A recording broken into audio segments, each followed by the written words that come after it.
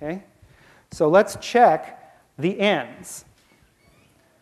So here, let's just take a look. We have the function f of x, which is, 3x minus x cubed. Again, this is a pre-calculus sort of thing. And we're imagining now, let's just do x goes to plus infinity. So what happens here? When x is gigantic, this term is completely negligible, right? And it just behaves like minus x cubed, which goes to minus infinity as x goes to plus infinity. And similarly, f of x goes to plus infinity if x goes to minus infinity. All right? Now, let me pull down this picture again and show you what piece of the information we've got. We now know that it is heading up this way. It doesn't go like this. It goes up like that, and I'm going to put an arrow for it, and it's going down like this, all right, heading down to minus infinity as x goes out farther to the right, and going out to plus infinity as x goes farther to the left.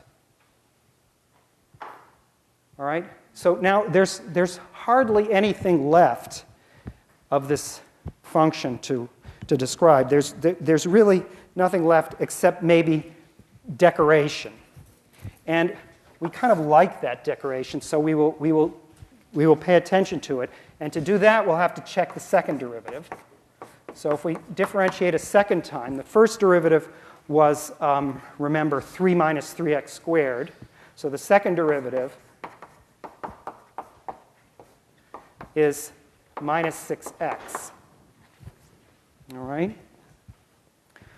So now we notice that f double prime of x is negative if x is positive, and f double prime of x is positive if x is negative.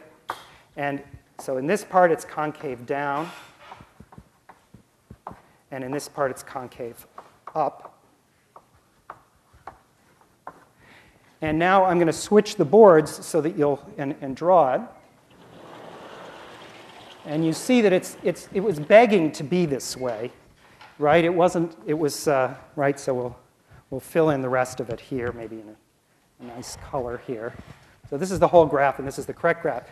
It comes down in one swoop down here and comes up here, and then it changes to concave down right at the origin. All right. So this point is of interest not only because it's the place where it crosses the axis, but it's also what's called an inflection point.